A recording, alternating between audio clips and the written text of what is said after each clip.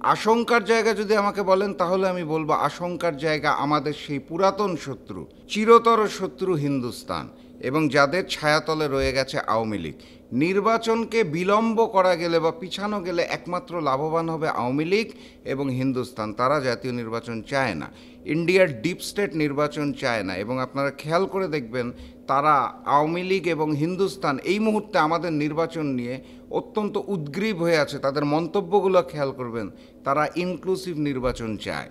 বিগত 3টা নির্বাচন আওয়ামী লীগের জন্য এক্সক্লুসিভভাবে আয়োজন করে এখন তারা আওয়ামী লীগ সহ ইনক্লুসিভ নির্বাচন করতে চায়, যেই সুযোগটা এই মুহূর্তে বাংলাদেশে নাই।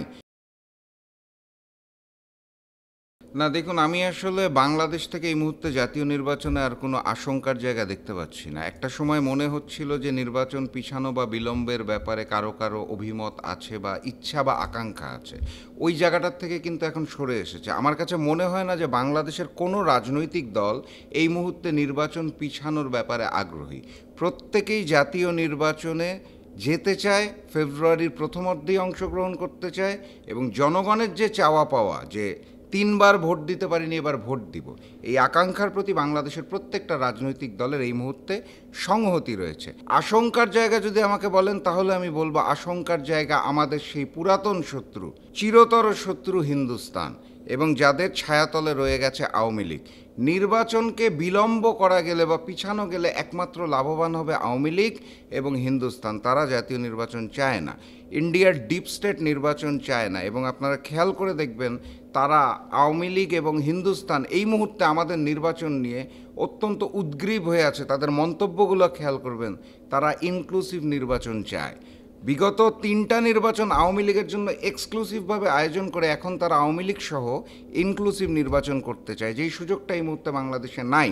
কারণ আপনারা সবাই নিশ্চয়ই জানেন যে আওয়ামী লীগের রাজনৈতিক কার্যক্রম নিষিদ্ধ ঘোষণা করা হয়েছে। তা আওয়ামী লীগকে ব্যতীত হিন্দুস্তান যে বাংলাদেশের জাতীয় নির্বাচনটাকে মেনে নিতে পারছে না। তো আশঙ্কার জায়গা ওটাই, জাতীয় নির্বাচনের পূর্বে হিন্দুস্তান এবং আওয়ামী লীগের পতিত সরকারের যারা রয়ে গেছে, দেশ থেকে পালাতে পারেনি, তারা একটা গোলমাল সৃষ্টি করে জাতীয় নির্বাচনকে থামিয়ে দেওয়ার একটা প্রচেষ্টা চালাবে বলে আমি আশঙ্কা করছি। এর ব্যতীত বাংলাদেশ থেকে রাজনৈতিক দল বা রাজনৈতিক নেতৃবৃন্দের কাছ থেকে আমি এই মুহূর্তে কোনো আশঙ্কা দেখতে পাচ্ছি না। এবং আমরা আশা করছি আমরা সকলে মিলে ওই ষড়যন্ত্র যদি রুখে দিতে পারি তাহলে সঠিক সময়, অর্থাৎ ফেব্রুয়ারির প্রথমার্ধেই জাতীয় নির্বাচন অনুষ্ঠিত হবে ইনশাআল্লাহ। 5ই আগস্টের পূর্বের ঐক্য আর 5ই আগস্টের পরের ঐক্যর মধ্যে পার্থক্য আছে, এটা আপনিও বুঝছেন, আমিও বুঝছি, সারা দেশব্যাপী বুঝতে পারছে। এবং দেশবাসীও এই জিনিসটা হারে হারে টের পাচ্ছে এবং রাজনৈতিক দলগুলোও টের পাচ্ছে যে ফ্যাসিস্ট হাসিনা বিরোধী আন্দোলনে আমাদের যে ঐক্যটা ছিল, সকল দলগুলোর মধ্যে, সকল জোটগুলোর মধ্যে রাজপথে কাঁধে কাঁধ মিলিয়ে পুলিশের গুলির সামনে দাঁড়ানো অথবা হাসিনা বিরোধী আন্দোলন করা, ওই দিল্লি না ঢাকা স্লোগান তুলে ঢাকা ঢাকাকে বুকে ধারণ করে আমরা যে নতুন বাংলাদেশ গড়তে চেয়েছিলাম, সেই বাংলাদেশ গড়তে যে ঐক্যটা প্রয়োজন ছিল, সেই ঐক্যটার মধ্যে বিচ্যুতি দেখা যাচ্ছে। এখন আমরা যেটা দেখতে পাচ্ছি সেটা হচ্ছে যে ওই সময়ে বড় দুটি দল, বাংলাদেশের বিএনপি এবং বাংলাদেশ জামাতে ইসলামী, কাঁধে কাঁধ মিলিয়ে যে আন্দোলনটা করেছিল, ওই জায়গার ঐক্যটাতে ফাটল ধরেছে। কিন্তু যদি প্রশ্নটা হয় যে ফ্যাসিস্ট হাসিনার প্রশ্নে, যদি প্রশ্নটা হয় বাংলাদেশ প্রশ্নে, যদি প্রশ্নটা আসে দেশের স্বাধীনতা সার্বভৌমত্বের প্রশ্নে, তাহলে আমি বলবো সকলে এক আছে।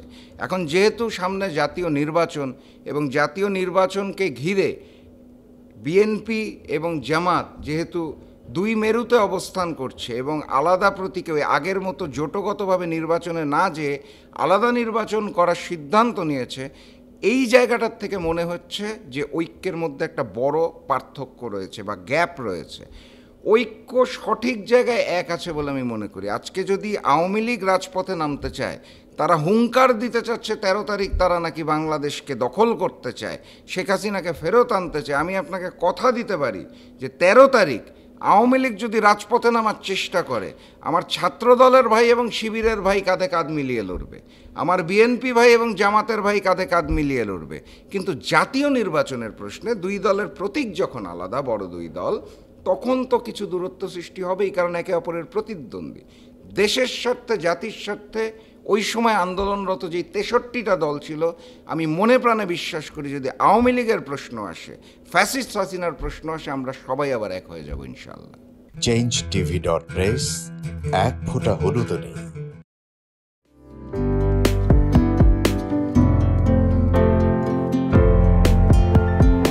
পহেলা জানুয়ারি 2025 ইউটিউব জার্নালিজমের অগ্রদূত changetv.press 6 বছর পেরিয়ে পা রাখল গর্বিত চেঞ্জ টিভি গণতন্ত্র, ভোটাধিকার, আইনের শাসন এবং মুক্ত সাংবাদিকতা প্রতিষ্ঠায় দীর্ঘদিন যাবৎ কাজ করে যাচ্ছে। বাংলাদেশের মানুষের জনমত গঠনে এবং একটি সুন্দর বাংলাদেশ বিনির্মাণের লক্ষ্যে তথ্য এবং বস্তুনিষ্ঠ সংবাদ পরিবেশন করে গোটা জাতিকে তাক লাগিয়ে দিয়েছে। এক ফোঁটা হলুদও নেই এই স্লোগান নিয়ে কোনো প্রতিষ্ঠান, কোনো সংবাদপত্র এবং কোনো মিডিয়া কাজ করছে বলে আমার জানা নেই। এবং বস্তুনিষ্ঠ সংবাদই যাদের প্রেরণা, যাদের একদল বস্তুনিষ্ঠ সংবাদকর্মী নিরলসভাবে একটা সুন্দর বাংলাদেশ গড়ার জন্য ক্ষুধা, দারিদ্র্যমুক্ত, শোষণমুক্ত, ইনসাফ ভিত্তিক একটা কল্যাণ রাষ্ট্র প্রতিষ্ঠার জন্য নিরলসভাবে কাজ করে যাচ্ছে, তার নাম হচ্ছে চেঞ্জ টিভি। বাংলাদেশ লেবার পার্টির পক্ষ থেকে আমি চেঞ্জ টিভির দর্শক, শ্রোতা এবং কলাকুশলী, বিজ্ঞাপনদাতা সবাইকে জানাই আন্তরিক শুভেচ্ছা, অভিনন্দন। 6টি বছর খুব বেশি নয়, 6টি মাস বা বছর একটা শিশু বয়স থাকে। এই শিশু বয়সে চেঞ্জ টিভি যা অর্জন করেছে তা কৈশোরে গিয়ে হয়তো আরও অনেক অনেক বড় আকারে ধারণ করবে। আমি বিশ্বাস করি যে বাংলাদেশের চেঞ্জ টিভি শুধু অনলাইন ভিত্তিক নয়, এটাকে আমরা স্যাটেলাইট হিসাবে দেখতে চাই। বাংলাদেশের মানুষ এই চেঞ্জ টিভির মাধ্যমে আরেকটি স্বপ্নকে তারা বাস্তবায়নের দিকে এগিয়ে যাবে। changetv.press এক ফোঁটা হলুদও নেই।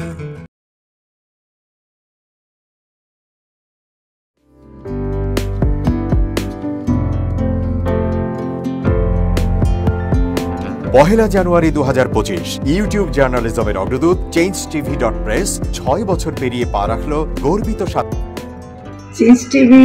তো আমি তাদেরকে আমার অসংখ্য শুভেচ্ছা জানাচ্ছি, কারণ তারা যে ভূমিকা রেখেছে এই সময়, একটা কঠিন সময় ছিল, সেটাতে যেমন ভূমিকা রেখেছে, এমনকি 5ই আগস্টের পরে নতুন বাংলাদেশেও তারা তাদের সেই তীক্ষ্ণ একটা সমালোচনামূলক এবং যেটাকে আমি গঠনমূলক বলবো সেরকম একটা ভূমিকা রাখছেন। তো সেক্ষেত্রে আমরা মনে করি যে এই ভূমিকা আমাদের দরকার, আমরা চাই এটা থাকুক এবং আরও যেন সমৃদ্ধ হয়। নতুন বাংলাদেশ নির্মাণে আমরা চাই যে চেঞ্জ টিভি যে সমালোচনাগুলো করছে বা যেগুলো আমরা তুলে ধরছেন সেটা এমন করে করবেন যেন আমরা সেখান থেকে শিখতে পারি এবং সবাই মিলে যেন আমরা নতুন বাংলাদেশকে সত্যিকার অর্থে বৈষম্য বিহীন একটা সমাজ গড়ে তুলতে পারি, সেটা আপনারা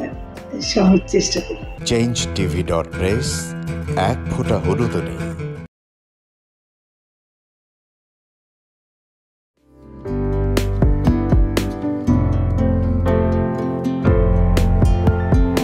পহেলা জানুয়ারি 2025 ইউটিউব জার্নালিজমের অগ্রদূত changetv.press 6 বছর পেরিয়ে পা রাখল গর্বিত প্রতিটি সরকারের আমলে 10 বছর আমি কোনো ব্যবসা করতে পারিনি। আমার ব্যবসা বন্ধ করার জন্য যত রকম দরকার সব কাজই করেছে,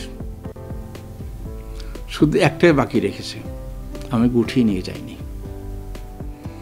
নয়া দিগন্তর মাধ্যমে যাদেরকে আমরা চেষ্টা করেছি সার্ভিস দেওয়ার জন্য, এরা আমাদের অনেকেই খোঁজখবর রেখেছে, ব্যস্ততার জন্য হয়তো দেখা সাক্ষাৎ হয় না, কিন্তু আমি একজনকেই পেয়েছি। তিনি হলেন চেঞ্জ টিভির আমিরুল মোমিন মানিক। উনি এক সময় দিগন্ততে ছিল, সেই হিসাবে আমাদের জানাশোনা ছিল। ওনার একটা ইন্টারভিউতে আমার খুব পছন্দ হয়েছে, সেজন্য আমি ওনাকে 10:30টার সময় ফোন করেছি। উনি উত্তরে বললেন, গলাটা খুব পরিচিত, প্রথমে হয়তো নামটা বুঝে সারেননি, আমার নামটা খেয়াল করতে, আমি সাথে সাথে নাম বলেছি এবং বললো যে 3 দিনের মধ্যে আপনার সাথে আমি দেখা করব। ওনার কমিটমেন্ট অনুযায়ী সেইভাবে এসছে এবং উনি বলছে আপনার যত দুঃখের কথা সব বলেন, আমি প্রচার করব। আমি সত্যি সত্যি ওনার কাছে খুবই কৃতজ্ঞ। আমার মনে যেসব ক্ষোভ আছে, যেসব দানা বেঁধে আছে, আমি কিছুটা হালকা হয়েছি ওনার সাহায্যে।